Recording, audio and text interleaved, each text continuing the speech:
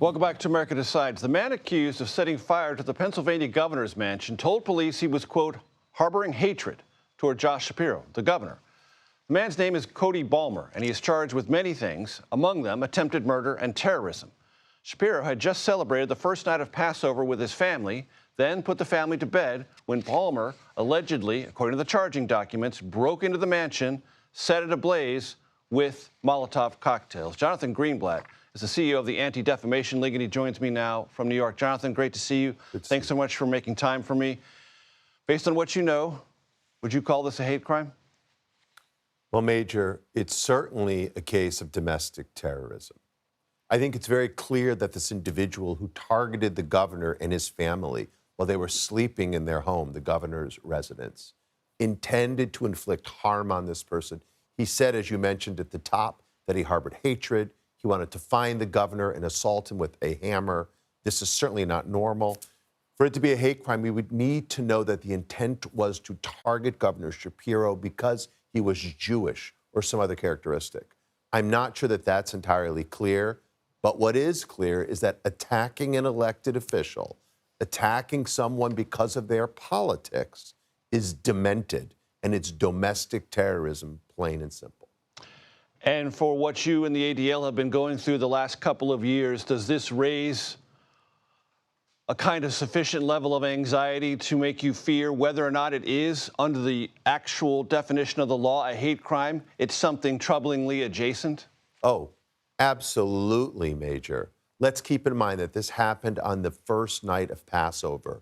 The governor had hosted some 80 people at the residence celebrating the Jewish festival when we remember that we were once slaves, were brought out of Egypt. And so it's a time that's sensitive for Jews, and it's a time when throughout history there have been attacks on Jewish communities because of their faith. Right here in the United States, just a few years ago, the shooting in Poway, California, where a man burst into a synagogue with an automatic weapon. Thankfully, he didn't, load it correctly and it misfired. Only one person was killed, but many more could have been. And that was 6 months to the day of the attack at the Tree of Life Synagogue in Pennsylvania, when Governor Shapiro was the Attorney General and prosecuted that case. So look, Jewish people are feeling on edge. We've seen a historic rise of anti-Semitic incidents. Frankly, Major, next week we're revealing the 2024 data. It's not a pretty picture. So there's a reason why this resonates. There's a reason why everyone is on edge. Anti-Semitic words, actions have been a topic in large public and private colleges in our country. The Trump administration has taken some very aggressive actions, withholding tens of millions, sometimes hundreds of millions of dollars in federal assistance over this issue. Yeah. Some people have raised concerns that that is coming close to impeding upon free speech on college campuses. What is your perspective?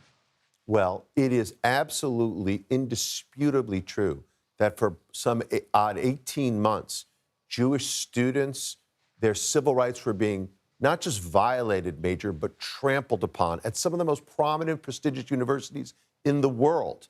We had many examples of their speech being denied, the right to assembly being impeded, and so on.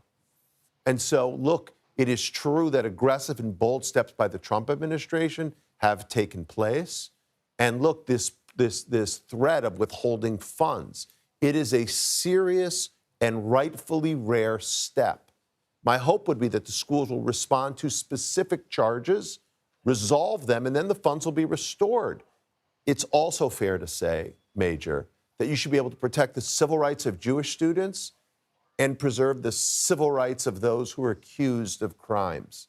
That means due process. That means not just sort of legal principles, but democratic norms need to be followed. So I think there's a way to protect the Jewish students and to preserve everyone's civil rights. How do you evaluate the social media postings and some of the gestures from Elon Musk in this broader context, Jonathan? Well, with respect to the case in Pennsylvania, or just more generally, Major? Just more generally. Well, look, I've got to say, no social media platform seems to be exempt from anti-Semitism. I really think all of these services, they're like super spreaders of anti-Jewish hate and, by the way, all other kinds of vitriol and legitimizing political violence. All of that, Major, really needs to be cleaned up.